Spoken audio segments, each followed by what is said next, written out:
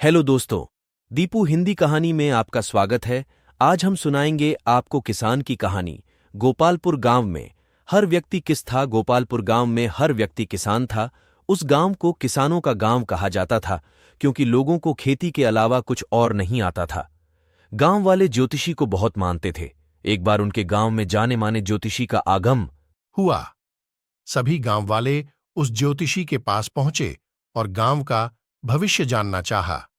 ज्योतिषी ने भविष्यवाणी करते हुए कहा कि अगले 10 साल तक इस गांव में बारिश नहीं होगी। पानी की एक एक बूंद के लिए गांव वाले तरस जाएंगे। गोपालपुर गांव में अकाल पड़ेगा।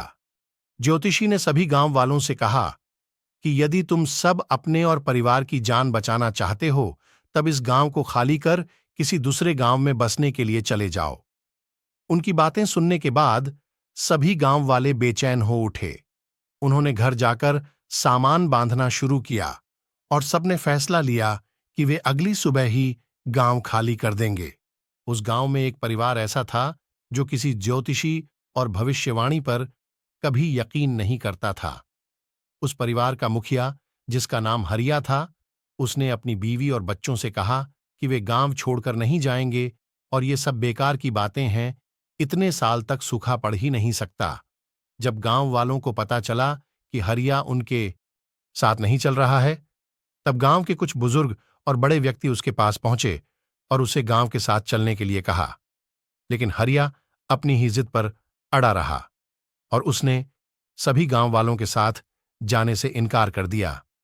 अगली सुबह हरिया और उसके परिवार को छोड़ बाकी सभी लोग गांव छोड़कर चले गए। पूरा गांव खाली था, सब लोग जा चुके थे। हरिया को समझ नहीं आ रहा था कि क्या किया जाए, क्योंकि एक तरफ ज्योतिषी की भविष्यवाणी और दूसरी तरफ पूरे गांव का खाली हो जाना।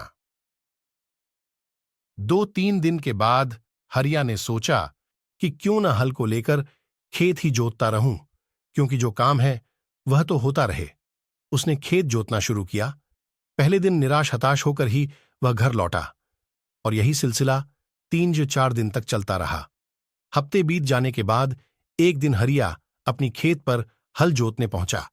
वह हल जोत ही रहा था कि एक छोटा सा बादल का टुकड़ा उसकी खेत के ऊपर आकर देखने लगा कि पूरा गांव खाली होने के बाद यही एक किसान अपना खेत जोत रहा है, जबकि सारे लोग 10 साल तक बारिश नहीं, ये बात सोचकर गांव से चले गए हैं और चारों तरफ सूखा पड़ा हुआ है।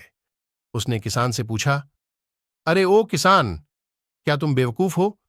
सारे गांव वाले चले गए लेकिन तुम अकेले ही खेत जोत रहे हो। यह सुनकर किसान ने बादल से कहा, क्या आपको पता है कि मैं खेत क्यों जोत रहा हूं? इसके पीछे एक बड़ी वजह है। उसी वजह के कारण मैं काम कर रहा हूं।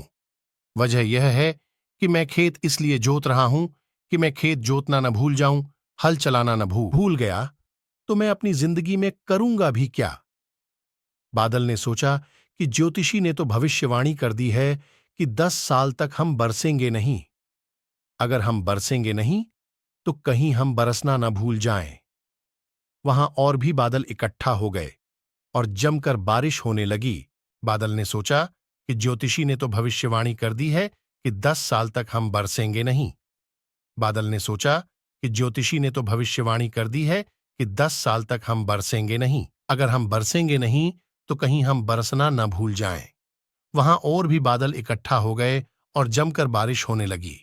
ये छोटी सी कहानी हमें अपनी लाइफ में एक बड़ी सीख देती है कि किस्मत या भाग्य हमेशा उसी का साथ देती है जो मेहनत करता है, जो मेहनत करने से पीछे नहीं हटता। आपको अपनी कहानी खुद ही लिखनी होती है, क्योंकि आप खुद ही अपनी लाइफ के हीरो हैं। इस इंस्पिरेशनल हिंदी स्टोरी पर अपने विचार कमेंट के माध्यम से हमारे साथ जरूर शेयर